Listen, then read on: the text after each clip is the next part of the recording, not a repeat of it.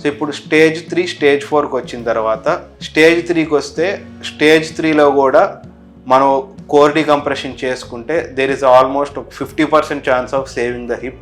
And ఒకసారి stage 4కి వచ్చి మన ఫీమర్ ఏ షేప్ మారిన తర్వాత మనం ఇంకా చిన్న చిన్న సర్జరీస్ వల్ల యూజ్ ఉండదండి.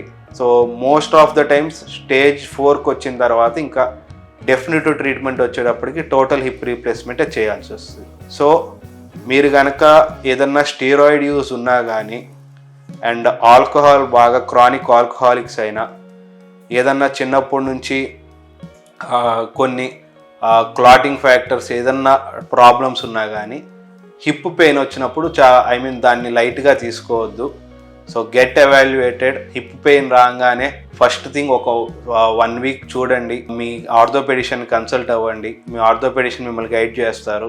Most of the times gold standard మనకి డయాగ్నోసిస్కి ఎంఆర్ఐయేనండి. సో మీరు డాక్టర్స్ ఊరికే ఎంఆర్ఐ రాసేస్తున్నారేమో అని ఫీల్ అవుతారు.